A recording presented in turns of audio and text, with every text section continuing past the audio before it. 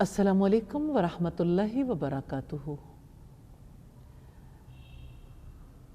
اعوذ باللہ من الشیطان الرجیم، بسم اللہ الرحمن الرحیم۔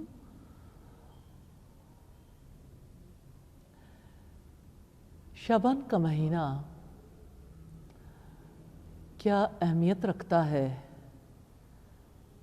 مہینوں کے بارے میں اللہ تعالیٰ کی کتاب کو دیکھیں تو ہمیں پتہ چلتا ہے کہ جب سے آسمان اور زمین بنے ہیں مہینوں کی تعداد 12 رہی ہے۔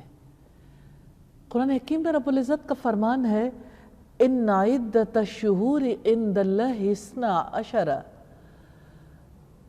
12 شہرا فی کتاب اللہ یوم خلق السماوات والارض منها 4 حرم ذلك الدین القیم فلا تظلموا فیہن انفسکم۔ بے شک اللہ تعالیٰ کے نزدیک مہینوں کی تعداد کتاب اللہ میں 12 مہینے ہیں۔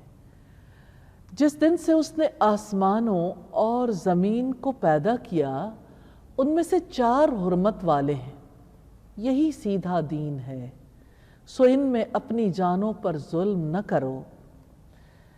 تو ان 12 مہینوں میں 8واں مہینہ شعبان ہے، جس کے بارے میں سیدنا انس رضی اللہ تعالی عنہ نے فرمایا نبی صلی اللہ علیہ وسلم کو ماہ شعبان میں روزے رکھنا بہت پسند تھا۔ یہ روایت مسند احمد کی ہے۔ شعبان کے مہینے کی فضیلت کے حوالے سے پہلی بات ہے کہ آپ صلی اللہ علیہ وسلم اس میں روزے رکھنا بہت پسند کرتے تھے۔ سیدہ عائشہ رضی اللہ تعالی عنہا نے ارشاد فرمایا میں نے رسول اللہ صلی اللہ علیہ وسلم کو شعبان کے مہینے میں جس قدر کثرت سے روزے رکھتے دیکھا ہے کسی اور مہینے میں اس قدر کثرت سے روزے رکھتے نہیں دیکھا۔ یہ بخاری اور مسلم کی روایت ہے۔ ترمذی کی روایت جو سیدہ عائشہ رضی اللہ تعالی عنہا سے ہی ہے، اس میں آپ کہتی ہیں بلکہ نہ یصومہ کلہ، بلکہ آپ مکمل مہینے کے روزے رکھتے تھے۔ یہ شعبان کی خاص بات ہے کہ آپ صلی اللہ علیہ وسلم اس مہینے میں سب سے زیادہ روزے رکھتے تھے، یعنی رمضان کے روزے تو فرض ہیں، فرض روزوں کے علاوہ باقی مہینوں میں سب سے زیادہ شعبان میں آپ روزے رکھتے تھے۔ سیدہ عائشہ ہی فرماتی ہیں پھر شعبان کے روزوں کو رمضان سے جوڑ لیتے تھے۔ یہ سنن ابی داؤد کی روایت ہے۔ سیدنا ابو ہریرہ سے روایت ہے کہ نبی صلی اللہ علیہ وسلم نے فرمایا جب شعبان کا مہینہ آدھا گزر جائے تو تم رمضان تک روزے نہ رکھو۔ یہ مسند احمد کی روایت ہے۔ سوال یہ پیدا ہوتا ہے کہ جس مہینے میں نبی صلی اللہ علیہ وسلم نے روزے رکھے کثرت کے ساتھ، حتیٰ کہ تقریباً پورے مہینے کے روزے رکھے، اس کے بارے میں علماء کیوں یہ کہتے ہیں کہ ہم پورے مہینے کے روزے نہ رکھیں؟ نبی صلی اللہ علیہ وسلم کثرت سے روزے رکھتے تھے، اس وجہ سے آپ نصف شعبان کے بعد بھی روزوں کا اہتمام کرتے تھے۔ حافظ ابن حجر کہتے ہیں کہ امام نووی کا قول ہے کہ جو شخص نفلی روزوں کا عادی نہ ہو اسے نصف شعبان کے بعد روزے نہیں رکھنے چاہیے۔ 2 وجوہات ہیں، ایک تو رمضان کے پورے مہینے کے روزے رکھنے سے پہلے تھوڑا سا بریک آنا چاہیے، دوسری بات یہ ہے کہ عادت نہ ہونے کی وجہ سے ظاہر ہے کہ مشکل بھی پیش آئے گی، تیسری بات یہ کہ نصف شعبان کے حوالے سے جو لوگوں کے درمیان ایک ایسی بات رواج پا گئی ہے جس کی وجہ سے لوگ خاص طور پر نصف شعبان کا روزہ رکھنا فضیلت سمجھتے ہیں اور اس کے بعد والے روزے، تو رمضان اور شعبان میں فرق بھی ہونا چاہیے۔ فضیلت کی بات جو لوگوں کے ذہنوں میں راسخ ہو گئی اس کو بھی ختم ہونا چاہیے۔ تو ہم دیکھیں گے شعبان کے حوالے سے شعبان کی فضیلت اور اہمیت کس اعتبار سے ہے؟ ماہ شعبان میں اعمال اور عبادات پیش کیے جاتے ہیں۔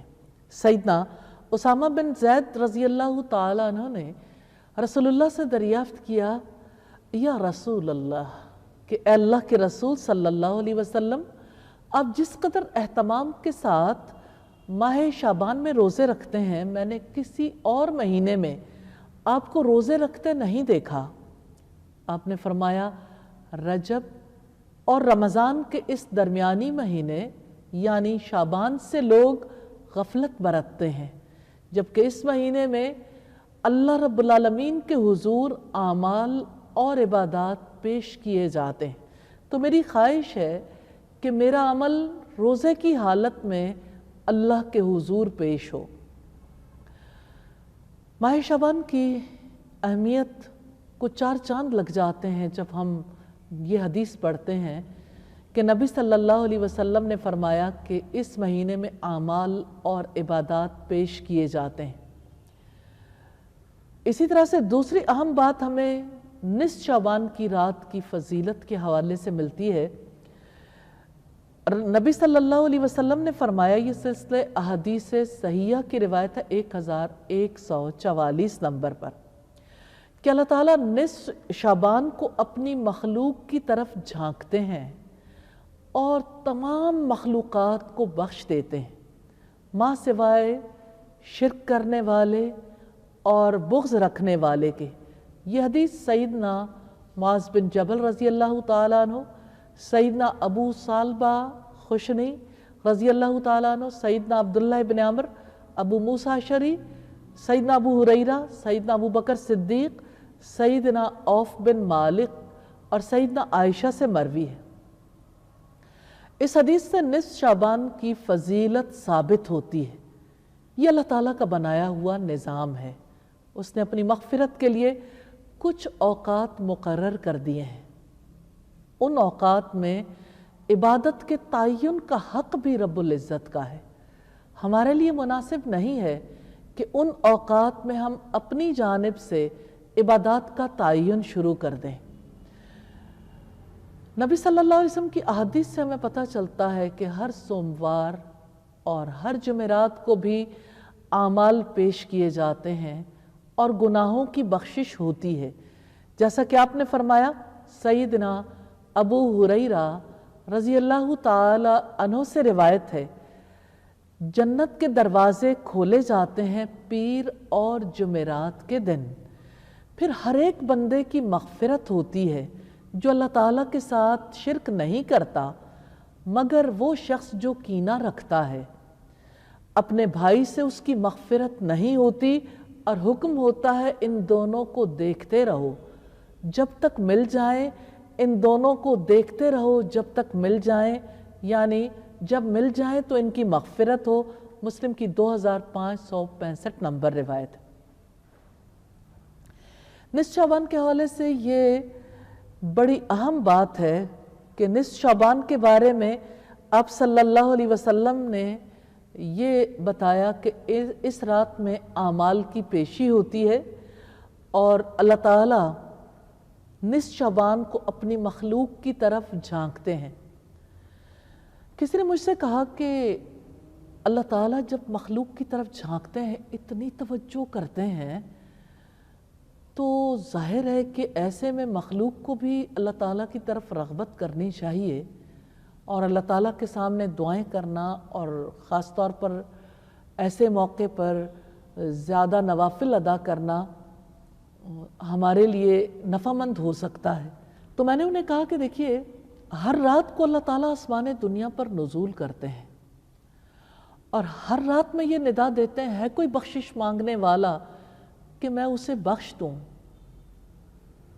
ہے کوئی سوال کرنے والا کہ میں اسے عطا کر دوں۔ تو ایسا تو ہر رات ہوتا ہے۔ حقیقت یہ کہ ہر رات اپنے رب کی طرف توجہ کرنے کی ضرورت ہے۔ تو نصف شعبان کے حوالے سے اعمال کی پیشی کی بات اسی طرح سے جیسے سوموار اور جمعرات کو اعمال پیش ہوتے ہیں، اور اللہ تعالیٰ کی توجہ کی بات اسی طرح سے جیسے ہر رات آسمان دنیا پر نزول کر کے مخلوق کی طرف توجہ کرتے ہیں، یعنی مخلوق کو ندا دیتے ہیں۔ جہاں تک بخشش کی بات ہے تو ہر رات بخشش کی ندا دی جاتی ہے۔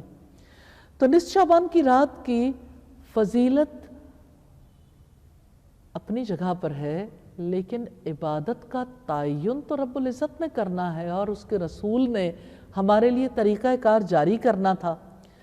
اب صلی اللہ علیہ وسلم نے جو ارشاد فرمایا کہ جنت کے دروازے کھولے جاتے ہیں، تو یہ دروازے جو ہیں پیر اور جمعرات کے دن کھلتے ہیں اور ہر بندے کی بخشش ہوتی ہے۔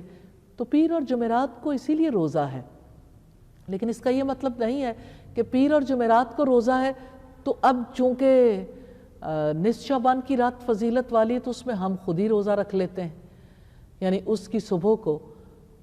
تو نبی صلی اللہ علیہ وسلم تو نصف شعبان سے پہلے بھی روزے رکھتے تھے، بعد میں بھی روزے رکھتے تھے۔ اس وجہ سے آپ صلی اللہ علیہ وسلم کے طرز عمل کو خاص طور پر نصف شعبان کے حوالے سے کیا جانے والا عمل نہیں قرار دیا جا سکتا۔ اسی طرح سے نصف شعبان یعنی لیلۃ البرات، شب برات جسے کہتے ہیں، اس کی حقیقت کے بارے میں جاننے کی ضرورت ہے۔ لیلۃ البرات یا شب برات، اس نام کو جب ہم قرآن حکیم میں دیکھنا چاہیں یا حدیث رسول میں دیکھنا چاہیں، صحابہ کرام کے اقوال میں دیکھنا چاہیں، یہ نام نہیں ملتا۔ یہ نام بے اصل اور بے بنیاد ہے۔ تو یوں ہمیں یہ پتہ چلتا ہے کہ یہ نام بعد والوں نے خود ہی رکھ لیا۔ ہم آگے چلتے ہیں تو اس کے بارے میں بھی دیکھیں گے۔ سر دست ہم ان اعمال کے حوالے سے دیکھتے ہیں جن کو شعبان کے نام سے موسوم کیا جاتا ہے۔ ماہ شعبان کی دعا کے حوالے سے